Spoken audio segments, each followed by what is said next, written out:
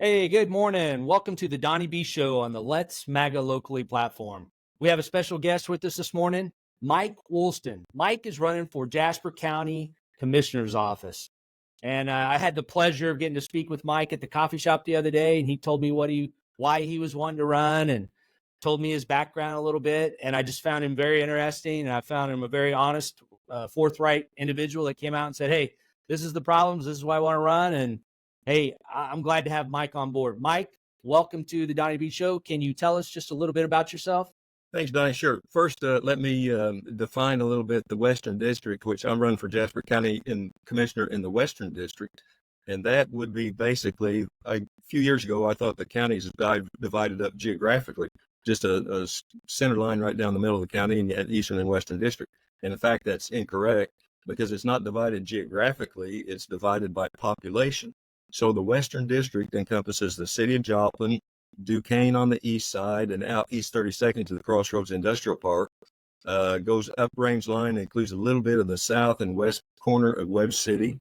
It includes the Airport Village area and the Briarbrook area of Carl Junction, but not the downtown. So essentially from Center Creek at the airport, everything south of Center Creek, west of the state line, Joplin, Duquesne, Airport Village, that's all in the Western District. Everything else is in the Eastern District. To give you some background about myself, I grew up here. My folks moved up here from Miami when I was in elementary school. So I finished elementary school, middle school, and high school here in Joplin. Got married, went to Missouri Southern, and eventually graduated from there in 1979. Had 2 bachelor's degrees and what at the time was just a certificate of studies in paralegal studies. But now I think they offer that as an associate's degree. But once I got out of college, it took me about a year, but I went into the Marine Corps, got commissioned into the Marine Corps as an officer, did some time primarily in Southern California, and returned to Joplin in 1988. So I've lived here again since that time, 35, 36 years. When I came back, I got into the real estate business, became a licensed broker in Missouri, so I've been for 35 years. And then along with that, I've always been interested in politics as much because of how that affects us all. And when you talk to people, they think, well, politics doesn't affect me. And honestly, it affects us in everything we do from the moment we get up in the morning, the air we breathe, everything is affected by politics. And I've learned in my 14 years on Joplin City Council that you can be most effective at the grassroots level, far more so than you can be at the federal level. And so, as I said, I ran in the early 2000s. I ran for Joplin City Council, finally got elected there and served for 14 years, 2 years of which I was mayor during the Joplin tornado. And that's a kind of an experience in itself that you don't really anticipate something like that happening to you when you file for the office. But Right. I did run. I got off the city council about 10 years ago. And when I was on city council, I made a point to be out in the community and visible and hopefully approachable, because people that maybe had an issue with the city's operations, whether they wanted to offer compliments or criticisms, they found it intimidating to come to a council meeting, get at that podium and speak in front of a television audience. And so I enjoy the interaction of visiting with people, but I tried to be visible and available in the community, such that people could come up and we could have an informal conversation for them to express their concerns. And so I learned after I got out of council for a couple of years, I began to realize that I missed that interaction with the citizens. I missed having that feeling of knowing what was going on in the community with some degree of certainty. And so that's part of the reason I filed for the office. Part of the reason was because up until almost the filing period opened in late February, I had not heard of any others that even had interest in the position. And I thought, well, it would be shameful if we had an election and nobody filed for an office of that type. So I went ahead and filed for it. And on the day that I filed, I drifted in there about 10:30 or 11 in the morning because I thought I was the only one interested in the commissioner's office. And I found out that there were 3 other people that I'd already filed that morning. So Oh, wow. I'd already made the commitment. So I went ahead and filed. And fortunately, have had good success, and things have moved on relatively smoothly since then. And so I'm just continuing to campaign, get out and visit with people, place my signs for some advertising, that kind of thing. So that's kind of my background. I tend to be pretty direct with people. I like people who are direct with me. I may not agree with or understand your position until we talk a little bit, but I enjoy knowing exactly where other people stand, what their position is on various issues, and I try to convey that information to them in the same manner that I like it conveyed to me.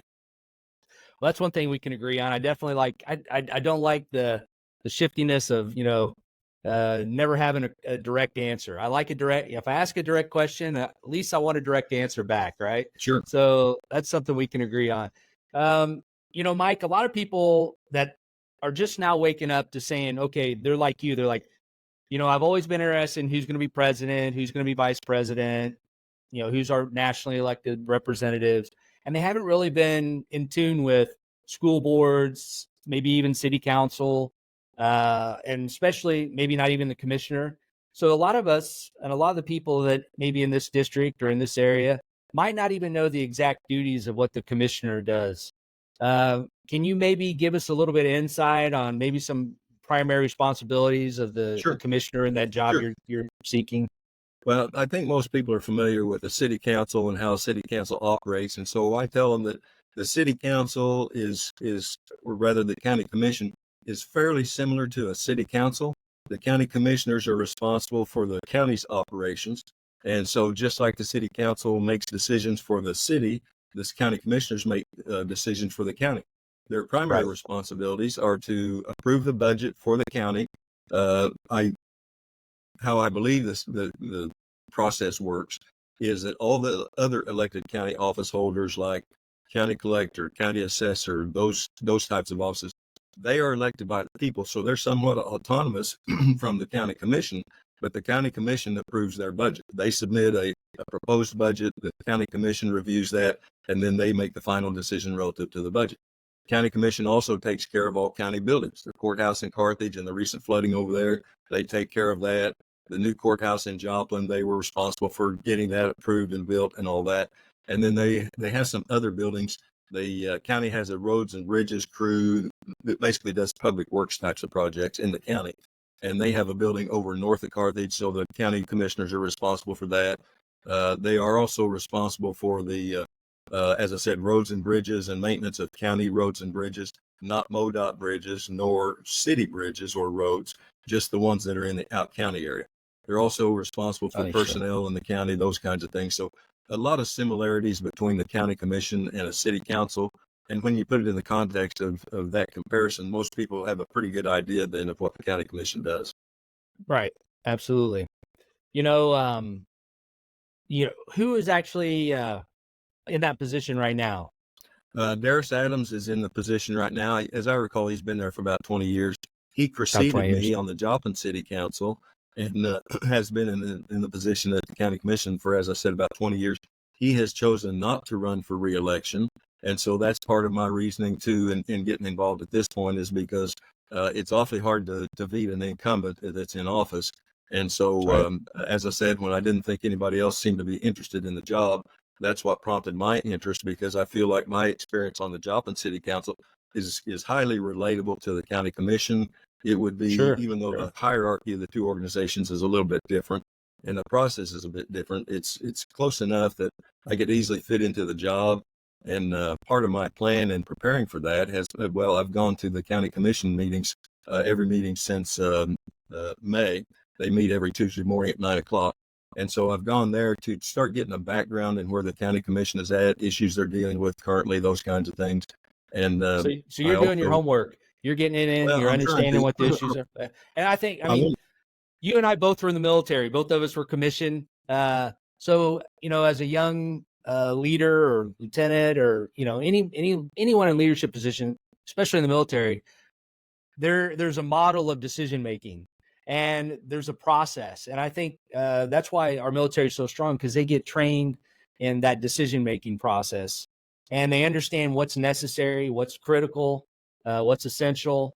They understand how to prioritize. They understand how to get in and research and get feedback from those that are working underneath them and those that are in the environment. And they take all that into that process of, how are we going to do business? How are we going to project and plan future plans and then execute?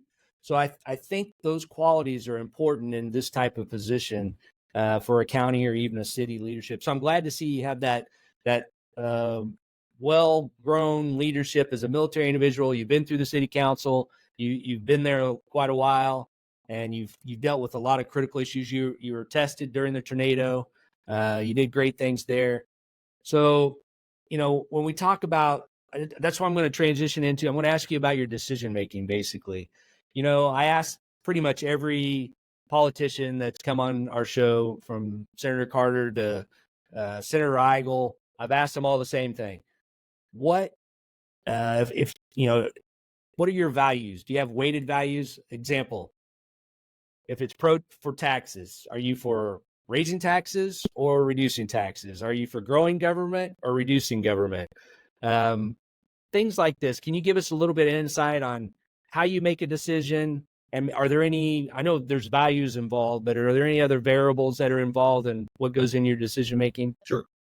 Well, as I said, I've been going to county commission meetings for several months now to try to be prepared when I take the job. One thing I plan to do too is also, after I get elected, I plan to meet with the county treasurer and the county auditor to get a better feel for how their specific financial system works, the approval of the budget, those kinds of things. I thought about doing that prior to the election, but if every candidate in the race did that for both districts, then that would be an awful lot of a time commitment for the county treasurer and the county auditor. And I hated to put them through that until they can deal with the person that's actually going to get the job. So I'm waiting on that until after the primary to meet with them. But relative to the decision-making process and the leadership, I feel like I was trained in leadership by the finest leadership organization in the country or the world, even the United States Marine Corps. They train their officers, and one of the things I learned there was that I can't make a decision based on how it affects one or two individuals. I've got to make a decision about how that decision might affect the unit or the people who are going to live under that decision. And so when it comes to issues at the county level, you mentioned taxes. I'm a conservative, and in all honesty, I call myself frugal or thrifty. Other people call me cheap, but I'm always looking to do something, the best job that can be done at the cheapest price. And part of what I've learned is that the cheapest price is not necessarily the best value. So I try to evaluate things on a cost benefits type of analysis and make the decision that's best for the group as a whole. And typically I tend to lean towards lesser taxes because I pay taxes just like everybody else. So I don't want to pay any more. I want to pay enough taxes to get the job done, but I don't want to pay so much that there's money in there that's being just frittered away. What were some of your other questions? A good point when you're talking about those values. Seems like the government never runs anything efficiently. I've worked in, DOD and the State Department, been in the military, and who I found that runs the most efficiently was the military. Out of all of them, it's because they had a mission, they had limited resources, and they were trained how to do a mission and do it well. But when I got into, for example, like the State Department area, they had a huge budget. They had people all over the place. A lot of them didn't even communicate with each other. It was just a fiasco, and from my point of view. So when you get in at the county level, efficiency is what I was getting at, is how to make our systems, our systemic systems, more efficient, how to make our personnel understand that efficiency is necessary. So I think if you can do that at all levels of government, we can lower our tax burden. A lot of people say, well, you can't cut tax. Well, you can if you're efficient in how you run things. And I think I see that across maybe even this, not our necessarily Joplin City, but the city organizations across the country. It's not their money. It's like free money. It comes off a tree, and they don't take it as being efficient. And that goes all the way down to the lowest level employee. They're on the clock, and they're getting paid. So they don't necessarily think about, I must be efficient in these 8 hours. How can you come in and try to ingrain that efficiency within your partners at the county level or any subordinates in that area? What do you think you can do to create some better efficiency? Everybody wants to improve. Well, and again, I'll refer back to the Marine Corps. One of the things I learned there was to go visit with the people that are actually doing the job, because and it's leadership by example, I guess, how I might phrase Right. it. But if there's an issue comes up or a problem or whatever, I've found that it's helpful to go to the person at the lowest level that's actually doing that job, ask them if they're familiar with the problem, what they might see as a potential resolution for that problem, because in all honesty, some of the best ideas you can get are from the people that are actually doing the job. It's just Absolutely. a few months ago, I saw a TV newscast, local newscast, and they were talking about the bridges in Jasper County. And the news story said that there were 40 bridges in Jasper County that were of concern. And I thought, well, I need to get on top of that. So I made an appointment with the fella for Jasper County that runs that roads and bridges program. And I went over and visited with him. And he said, well, the news story was a little misleading, or perhaps I had misunderstood it a little bit. There weren't 40 bridges in Jasper County that were a problem. Those were MoDOT bridges. That the county had some bridges that were of concern, but there were only 5.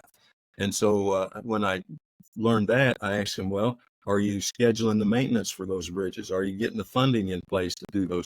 And he said, yeah, we're all that's taken care of. So I feel much more comfortable with that situation now than I did when I initially saw that news broadcast.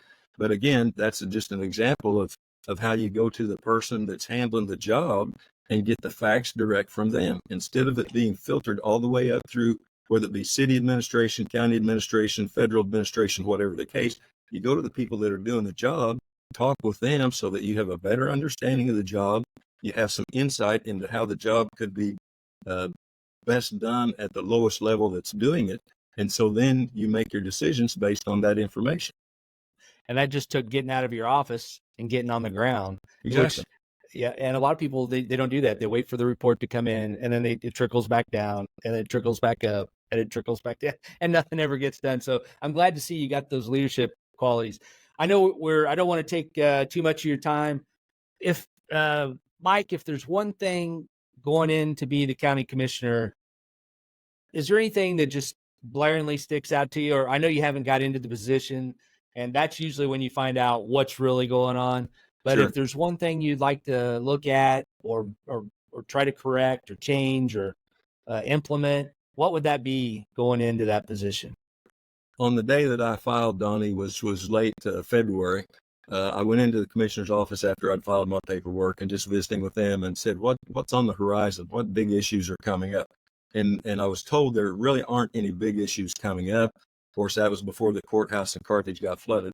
But they said the courthouse in Joplin was very nearly finished and everything done there. So there aren't a lot of issues on the horizon right now. It doesn't appear. Of course, something can always come up, but one of the things I was thinking about recently is a long-term issue that I think we have that maybe overrides a lot of the temporary issues like the courthouse flooding. We'll get through that. It's just a question now of how much is the insurance going to pay? How much do we have to pay? Those kinds of things. When's the actual work going to be finally completed? But I think voter apathy is a huge concern. You know, we all complain about things going on in this country, whether it be the city, county, state, or federal level. We complain about things that we don't like. But if you look at municipal elections in April, Charlie Davis, our local county clerk, has put on presentations, and our voter turnout is 12 to 13% of the registered Yeah. voters. I was Yeah. looking up some information just yesterday relative to that. And for Missouri, in general elections from 2000 to 2020, in 2000, the voter turnout in a general election was about 56%. In 2020, it's 43%. In a primary election in Missouri in 2020, the turnout was 34%. And today in 2000, I'm sorry, I said primary in 2000, the turnout was 34%. For the primary in 2020, the turnout's 21%.